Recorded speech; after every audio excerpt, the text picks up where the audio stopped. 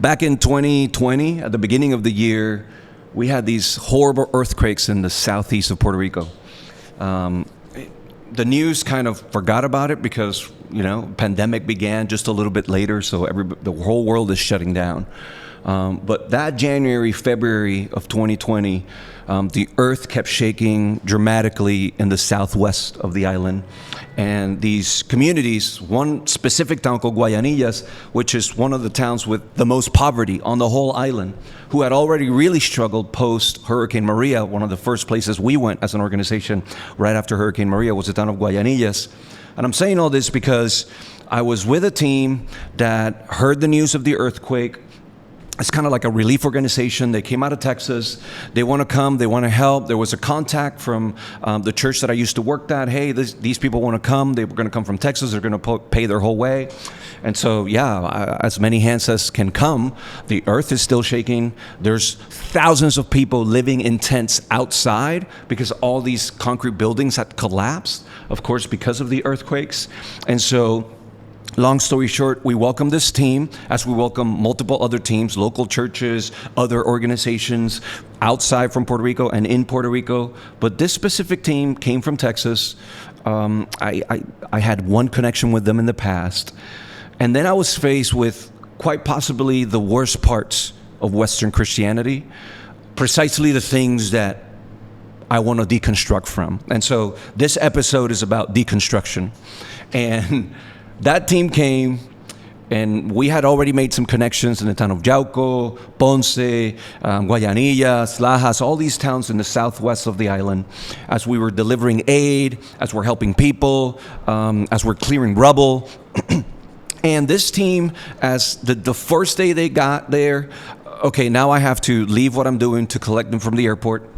And then I noticed all these bags, and I thought it was aid that was coming in, but no, it's mostly their cameras and audio equipment and drones. And then picking them from the airport, let's go straight to the work that we're doing. And we actually had to collect some specific things that were requested by one of the communities we were serving. And so I went to just local stores, right? Local hardware stores outside of the area that was affected. And I quickly realized that all the work that they were doing depended on us, the Happy Givers organization, paying for all the things that we were going to do. And that's okay. That's why we get the funding for, so we can pay for it. I just assume, right, that maybe these people from Texas had brought their money to do the work. But whatever, they come. It's extra hands for the work. And then all of a sudden, I'm talking day one, we're up in the mountains, and they ask us to stop by the side of the road, and they take out the drone, and they start filming themselves like on the edge of the mountain, praying for the earthquakes to stop. Like, right, they came from Texas, so they must have extra power in their prayers. Like nobody else in Puerto Rico was praying for the earthquakes to stop. But I'll take the prayers. Don't get me wrong. I'll take the prayers because it was a bad moment. Puerto Rico needed the prayers. And yet, the drones coming, for those that are watching on YouTube, the drones coming like from the bottom of the mountain as their hands are up, as they're praying, it was an acting of prayer, right? And then the worst thing happened. On day two, after using all the local nonprofits' money to buy the things, we get to another community, and they bring these solar lights. You charge them with the sun, and then they can light up big rooms. You can charge your phone. Super helpful. We realized that the lady that was their connection to the solar lights didn't know the movements of this organization, and she was appalled by the fact that they were filming videos of giving the solar lights to people. Then they would take the solar lights away from the people so they could change the shirts that they were wearing to represent the different organizations, to then fill themselves again given the solar lights, so that they could have different videos with different shirts of the different people that had sponsored their trip.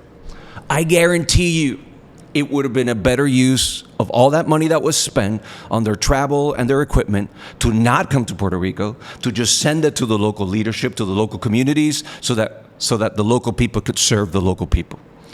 But this is the problem, right? This is one of these ideas that we must deconstruct. And I love Lisa Sharon Harper, an amazing author, talks about the comparison of, is it deconstruction or is it decolonization of the faith?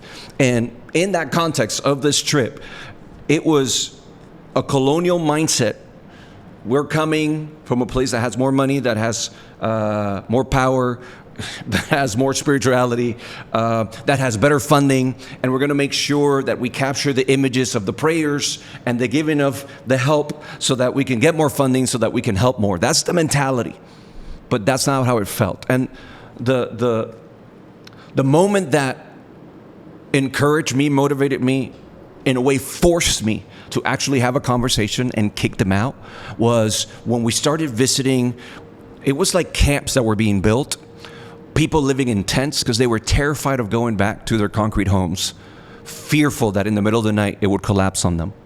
So you have to understand, they've left their home, they've created this new home. It's a place of vulnerability, of losing so many things, of fear, and there's whole families in little tents. They're cooking outside with the different members of the community. It was both tragic and lovely as the community's gathering together, helping each other.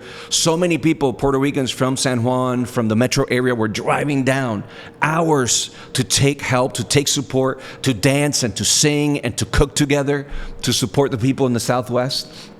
And the people from this organization from Texas were grabbing their cameras and they were like basically forcing themselves into the tents. And while they were in the tents with these people, then they're laying their hands on the people. We pray for you, and we pray that the earthquake stops and that your house, whatever the cracks on the walls, when you go back to your house, they're not there. And it's like dramatic, and it felt so forced. And most of all, it felt so undignified. Because this is my space now. Imagine somebody just like ramming themselves into your private bedroom to record themselves praying for you that you sleep better or something. It's so wild. It was such a, and I'm sorry to use this word, but it was such a disgusting expression of what sometimes we think it's Christianity. And I had to have a very frank, direct, borderline dangerous conversation with this organization that does have a lot of money. They don't give us any money, but they did have a lot of money. They had a little influence. They have the cameras, they have the lights, they have the things, they have the drones, and they didn't have the consciousness. They didn't have the decency to treat the people that they were serving, like the people that they were serving, deserve as much love, dignity, service that. Here, I'm literally talking to a camera. I got David here. We film the work that we do. I believe in sharing the work that we do. It's how you do it. It's the spirit that you use when you're doing it. And unfortunately, Western Christianity has created these platforms that are creating little saviors that then with their platforms are making lots of money that's not going back to the people that they're quote unquote trying to save. And so that's just a crass example, a real example of why it's necessary to deconstruct. And if you want to use the word decolonize, I support it big time. There's people that are afraid of the word deconstruction. Some people that have questions about where the church is right now, and we know the numbers, right? This is data, this is not narrative. The data is telling us that hundreds of thousands of young people that were raised in Christian homes want nothing to do with church. That whole process was accelerated because of the pandemic, because during the pandemic, as churches are having to go online, people are not gathering on the Sunday. So many people stopped the routine of going to church, and they haven't gone back. I have so many friends that went to schools of ministry with me, that were ordained as pastors, that were really committed to leading worship, to doing missions trips. They want nothing to do with church. A lot of them want nothing to do with even the conversations of faith. They would call themselves agnostics or atheists or whatever. That's not where I am. That's not my personal journey. But my personal journey fully understands why they would end up there. So this conversation, what I'm trying to do is to validate wherever you are in the midst of that journey. You could be one listening to me like, what are you even talking about? Like, I'm fully in church, like Jesus saved my soul, and I'm really committed, and in church I get community like nowhere else, and it's in church that I find purpose, and it's in church that and that's beautiful for you. But how about a whole generation that's not the reality anymore? Actually, Not just that that's not their reality. It's not like they're choosing to leave church because it's an inconvenience. It's that actually in church they were hurt, they were abused, they were criticized, they had a sexual orientation. The church said, no, we disregard you. They had thoughts about race, about politics. The church said, not those, and they've been disregarded. They have just basic thoughts about how funding, money should be used in church. The church said, no, they've been disregarded. And so it is necessary for me personally, and this is something that I want to do, is to validate wherever you're in the journey. And I want to use a story from the Gospels. I want to use something that happened in the time of Jesus, and it's in Luke 24. And if you read Luke 24 from verses 13 to 35, the title of that story is called The Road to Emmaus. And what happened was, Jesus has been crucified, so Jesus is dead. And in those 3 days in between, two of his disciples, the Bible says in Luke 24, that they walk away from Jerusalem. And I'm using a lot of language from my friend Jonathan Martin. He wrote a book on this story called The Road Away from God. I wrote, a sponsor for the book. I'm one of the people that read it, was convicted by it. I love the story. And my friend Jonathan, I know he wouldn't mind me pretending like this is my story. I know it's his. It's actually the gospel, but the way that he interpreted it is what I want to share. Two disciples who spent 3 years with Jesus saw Jesus dying, or at least heard from afar, Jesus is dead, and now they're walking away from Jerusalem. And you have to understand how important that name is, Jerusalem. To them, the Jewish people of that time, the disciples of Jesus who had been in Jerusalem, those 3 years in and out of Jerusalem, that's the place of worship. That's the ultimate place where you meet God. That's where you go to the outer courts and you pay for the sacrifice. That's the place where if you could even have access one time a year to get to the Holy of Holies, to be in the very presence of the God of the Jewish people, right? That's Jerusalem to them is their full version of spirituality. That's where you are spiritual. That's where you hear from the priest. That's where you go on the Feast of the Tabernacles. That's where you go to celebrate Passover. That's where you go to the upper room with Jesus in Jerusalem. That's where he's crucified. That's right. So Jerusalem is like the expression, the full expression of their spirituality. And they're walking away from that. As after 3 years, it's almost like everything that they've built about Jesus, about themselves, about faith, about where this is going, about the Messiah, is being deconstructed like that. And they're walking away from Jerusalem. And the most interesting part about that story is that as they're walking away, Jesus shows up to them. And the Bible tells us in Luke 24, I think it's verse 17, you look it up, it says that as they were walking away from Jerusalem, Jesus shows up and they didn't recognize him. And Jesus intentionally doesn't make himself recognizable. And so I feel that this story represents so much of what is happening to a whole generation. They're walking away from whatever Jerusalem is to them. And that's why this podcast is literally called Challenging Faith. It's not just that we're challenging the faith of our fathers, it's that we're trying to reconnect with the authenticity, with an authentic faith that does challenge us. So it's kind of a play on words. We're challenging the faith that was given to us, and we're daring to be challenged by a faith that's authentic. So they're walking away from Jerusalem. As they're walking away from Jerusalem, Jesus shows up to them. He shows up to them, and they don't recognize him. He doesn't try to be recognized, which is super interesting, because maybe there's a whole generation right now leaving their quote-unquote Jerusalems, and they're walking with Jesus, and we're all assuming, they've left Jesus. Maybe they are walking with Jesus, and Jesus is okay with them not even realizing that in their walking away from Jerusalem, that's when they're really meeting God.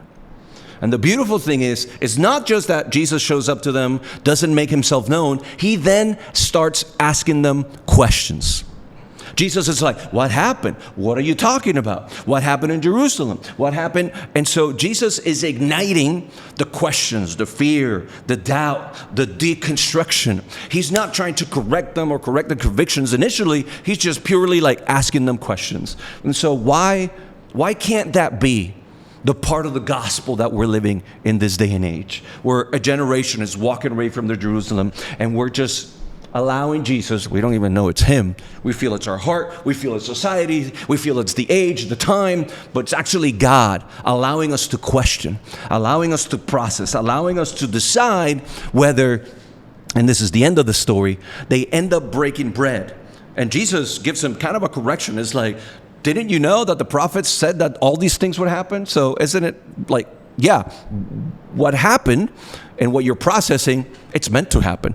We're meant to have these moments that are brokenness, that are just life. And so when Jesus is breaking the bread, that's when their eyes were open and they have these beautiful expressions. Weren't our hearts burning as he was speaking to us? And so and now I'm going back to me. That's how I personally feel. In my journey of quote unquote deconstruction, I can tell you with all honesty, I don't go to church on Sundays. I feel as much love and respect and depth in my relationship with God as I did for 18 years in full-time ministry, and yet I don't gather for Sunday worship. And I have friends that still gather for Sunday worship, and while they're gathering, all they have is complaints. So they still go because of the routine, but they just come back complaining. The pastor said this, I disagree, and the worship, the theology is so bad. And so they're still going. They're deconstructing, but they're still going to the routine. And trust me, I do get it because I did that part myself. But I'm like, why go to complain and criticize and lose a Sunday to just feel rage and disappointment? This is where I am. Now, all that to say, I'm still invited to churches to come and speak.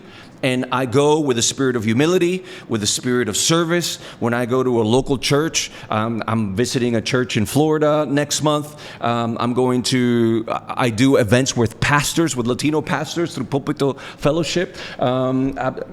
Every other month, I'm speaking somewhere, whether it's to church people, church leaders, or even on a Sunday morning, and I do it with love and respect. And I can tell you right now, so many of the people that come here to the Happy Givers, to our nonprofit in Vega Baja, Puerto Rico, a lot of them, actually, most of them come from some sort of local church that is trying to do an immersion trip, a missions trip, whatever you want to call it, service trip. And they come with open hearts. And we've had some teams, like the team from Texas, we've had other teams that we had to legitimately, this is not how we do things. We're not trying to colonize. Our purpose is not to evangelize. It's not to try to win people to Jesus so they go to church. That's not why we exist. We exist to serve, to love, to learn, to grow, to do it together in community. We're not even close to being perfect at it, but the spiritual aspect is not our priority. It's just not it. We're a nonprofit organization.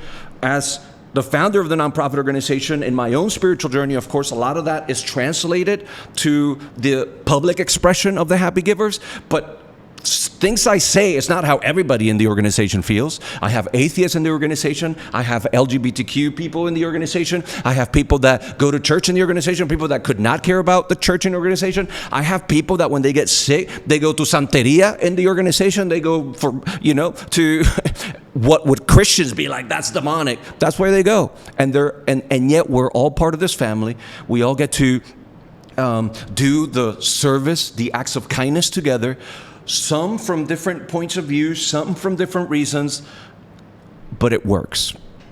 And so we want to have clarity on the fact that we are not going to welcome teams to come here to then go to the homes that we're serving and serve so that they can eventually win the right to pray for somebody or lead them to Jesus. That's just not who we are. And I'm saying that. And last Friday, a gentleman came to the organization. He came here, he visited, he saw, he loved it, and he's been struggling physically with his health. And he asked for prayer, and it wasn't even like this massive thing. He asked for prayer. To him, that was something that would be helpful. You know what I did? I laid my hands, classic pastor, charismatic Pentecostal, put my hands on his shoulder, closed my eyes, he closed his eyes, and I prayed a prayer with faith in my heart, hoping that he would be better because he's struggling. And then 10 minutes later, he's at the store where my wife is working, and she helps with customer service and packing and shipping, and she's so good at her role, and she stopped everything she was doing. She's talking to our friend, our new friend, because we literally just met him that day, and she's like, 10 minutes later, hey, can I pray for you? And so it's not that we're in any shape or form preventing our individual expressions of our spirituality. It's just that we're not going to use them to control others. And I'm happy to report that we're deconstructing from all the ways that we can use faith to control, or as my friend David told me the other day, and I was like, I'm stealing that. We're not using our convictions as weapons. Our convictions are our convictions. And they're tools for us to mature, to grow, to adjust. And I'm going to finish with a quote from Jonathan Martin. He said, if we hand our sons and daughters a faith that's exposed as misogynistic, racist, unconcerned with creation, or unconcerned with the poor, they are not wrong to leave it. So for those of you who are listening, who grew up in the church, going to church, you haven't been going to church for a long time and you still kind of feel guilty about not going to church, may I suggest to you that you are on the road to Emmaus, and you're walking away from everything you knew was Jerusalem, and it's on the way out that Jesus is meeting you. You might not recognize him because you're so used to a way of Jesus, and now he's showing himself to you. Whatever that means to you, allow for the questions, allow for the uncertainties, allow for the stirring and the burning of your heart that feels different to before, because maybe you will meet Jesus again as you keep walking away, not towards the things that you feel this is where I find God. And I got to finish with one last story. After I was ordained at the church, I was ordained in Canada, where I met my wife, Catherine, where I got ordained, where I spent almost 4 years growing and learning about public speaking and learning about missions and learning about administrating a church. It was an incredible, wonderful experience to me. There was a lot of healing that happened in my heart. There's some tools that I gathered in that space that I still value to this day. But as I was leaving that organization, I had a meeting with who was the senior pastor who had chosen me. He had been so gracious to choose me, a young 21-year-old Puerto Rican, freezing his butt off in Toronto, Canada. And he said, you have something, and I want you to be my spiritual son. And that man and his wife took me all around the world, opened up platforms with thousands of people when I was just a rookie, when I didn't really know how to even grab the microphone. And they gave me so much opportunity. They believed in me so much, and I'm forever grateful for their input in my life. And I'm sorry for those of you who had spiritual fathers and mothers who didn't do that. Actually, they were the ones that put you down, that took away opportunity. I had the privilege of having some spiritual parents that were really gracious to me. And on my last meeting, officially working for that church, that pastor said to me, Carlos, one day you're going to call me and you're going to tell me all the things that God is doing in your life. And when you tell me all those things, I'm going to reply to you, that's not God. Because when God started doing things in my life that were different, the people that were my leaders, people I respected, people that went before me were telling me, that's not God. And that happens in every generation. And I appreciate so much his self-awareness to know that there comes a point for every generation when we are, basically the Protestant Reformation, it was the deconstruction, right, of what the church was at that time. And so history tells us these patterns repeat themselves. We have an interpretation of Christianity, of the Bible, of the Gospels, and we have an expression of that interpretation. And there comes another generation, they're like, what? Us growing up in church, like having a tattoo was like the worst thing that could happen. And now, can you find a youth pastor without a tattoo? Like, it's almost impossible, right? So there's these smaller things that are kind of inconsequential, and yet there's these huge things. And that pastor had the self-awareness to know that one day we would have a conversation, and what was happening in my life would be so different to what was happening in his, that he would have no other explanation but to say, that's not God. I want you to know that I've had that conversation with that pastor almost 15 years after that initial conversation, and precisely that happened. Didn't agree with where I was going spiritually, didn't agree with what the work we were doing, didn't agree with the books that I was reading, the growth of, or the maturity or the elasticity of my personal theology, didn't agree with the decisions I was making. And I'm talking about somebody who I know loved me and cared for me. And yet, unfortunately, there is no relationship anymore between him and I, between his organization or my organization. That's the negative of deconstruction, the losing of connections, relationships that were so meaningful. And even people who were in toxic cultures, churches, organizations that leave, even though they're leaving something that was dangerous for them, it's still so painful because within those contexts that were so brutal and good for you for leaving, but there's still the loss of the friendships, of the connections, of the community, of the people that showed up when you were sick, or the people that helped when you were moving or whatever. And so I get it. It's a convoluted journey. It's a difficult, painful journey. But I believe with all my heart, if you dare to imagine, whether you believe in Jesus or not anymore, that on the road away from God, you might just discover God again. I hope that's true for you. I love you. I'll see you next week.